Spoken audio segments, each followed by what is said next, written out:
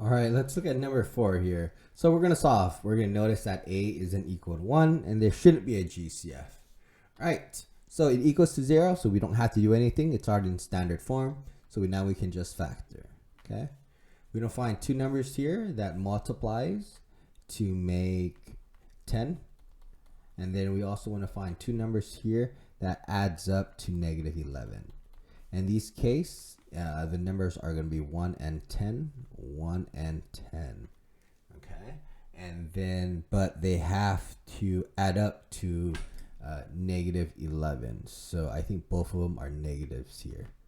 All right. Negative 1 times negative 10 is positive 10. Negative 1 plus negative 10 is negative 11. That's how we can check.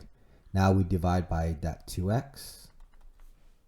Okay. This does not simplify, it just becomes 1 over 2x. This does simplify. 2 does go into negative 10, negative 5 times. 2 goes into 2x 1 time.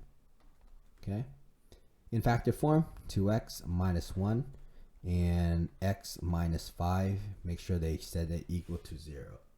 The reason why we do this is now we can apply the zero product property. We set each term equal to 0. So 2x minus 1 equals to 0. And x minus 5 equal to 0. Now we solve. 2x minus 1 equals to 0. We add 1 to both sides. This cancels, leaving with a 2x is equal to 1. Divide by 2, divide by 2. This cancels, leaving you here with a x is equal to 1/2. X minus 5 equal to 0. We add 5 to both sides. This does cancel, leaving you with x is equal to 5. So your two solutions here are x is equal to 1/2 and x is equal to 5. Number 3, here it's not equaling to 0, but we have to make it equal to 0. So we subtract 2 to both sides. Okay, this cancels on the right hand side. You have 3x squared, okay, then you have a plus x, then you have a minus 2. None of these are like terms, they do not go together. Okay, let me repeat, they're not like terms. So it equals to 0. Now we factor like normal. We want to find two numbers here that multiply to make negative 6. And then we want to find a number that adds up to that middle number, and that is a 1. So the fact that it adds up to 1, those numbers are really close together. So I believe it's 2 and 3. Okay. And one of them has to be negative. And the fact that when you add them, it becomes 1.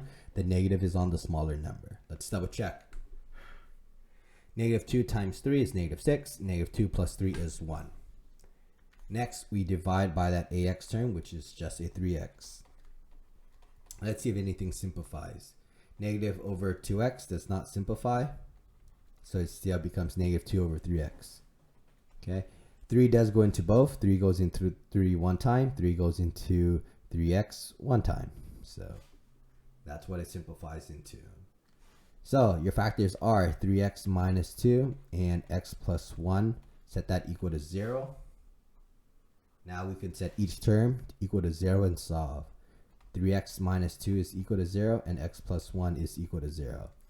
Add 2 to both sides here. This does cancel, leaving you with the 3x is equal to 2. Divide it by 3, divide by 3.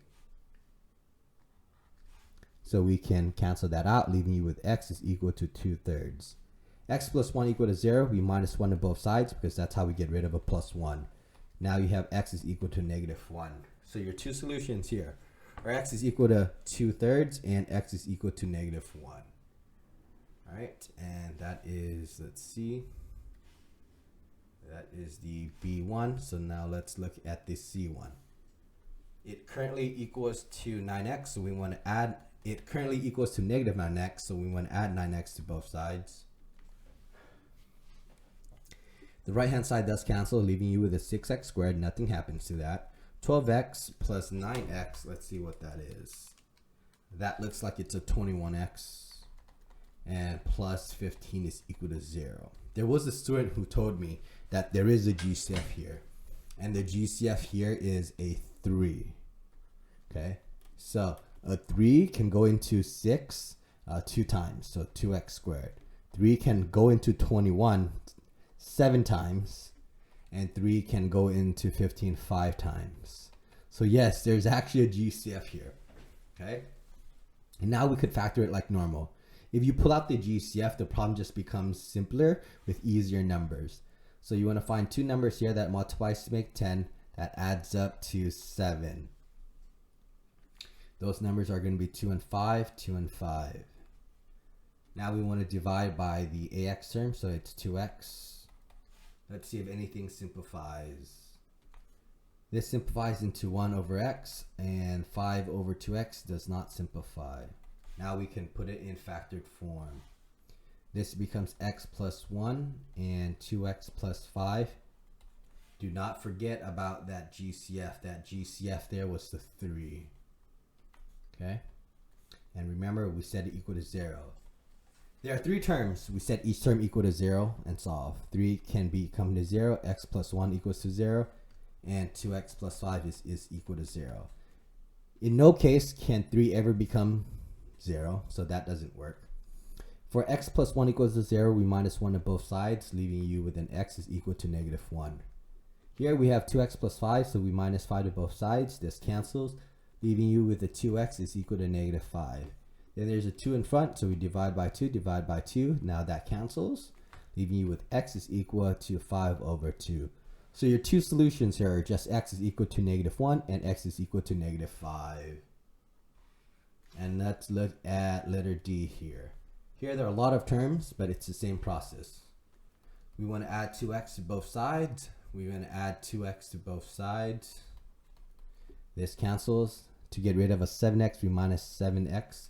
We minus 7x squared minus 7x squared. Okay, let's see. Nothing happens to the 3x cubed. This becomes negative 9x squared, and this becomes a minus 12x equals to 0. This one also has a GCF because they all have an x in common, and looks like 3 goes into each one of them. So the GCF is 3x. Do the long way if you need to find the GCF, okay? So if we pull out 3x, leaving you with an x squared for the first term, minus 3x for the second term, and minus 4 for the last term. All right, same thing from before. Dash times dash is equal to negative 4, and dash plus dash has to equal that middle number of negative 3. All right, so here now we want to look for the numbers. I think 1 and 4 works, right? Yes. And I think the negative is going to be on the larger number. Okay, 1 times negative 4 is negative 4. 1 plus negative 4 is negative 3. That's correct. We want to divide by this term, which is a 1x. And let's see, anything simplifies. Nope. So our factors are x plus 1 and x minus 4. Bring down that GCF of 3x though. Then we set it equal to 0. Each term has to be equal to 0. So 3x is equal to 0, x plus 1 is equal to 0, and x minus 4 is equal to 0. Now we solve. Divide by 3 to both sides for the first term, canceling. X is equal to 0, divided by 3 is just 0. For x plus 1 equal to 0, we minus 1 to both sides, get rid of the plus 1, leaving you with x is equal to negative 1. X minus 4 equal to 0, we add 4 to both sides. This does cancel, leaving you with x is equal to 4. Okay, letter D would not be on the test. I just threw that in there because it's a lot like algebra 2. Because it is an x cubed, right? The degree is 3. It's a, there has to be 3 solutions. That's why x is equal to 0, x is equal to negative 1, and x is equal to 4. Notice the degree will tell you the amount of solutions here. Okay? So notice that everything else was degree 2. That's why you had 2 solutions for each problem. D had a degree of 3. That's why there are 3 solutions.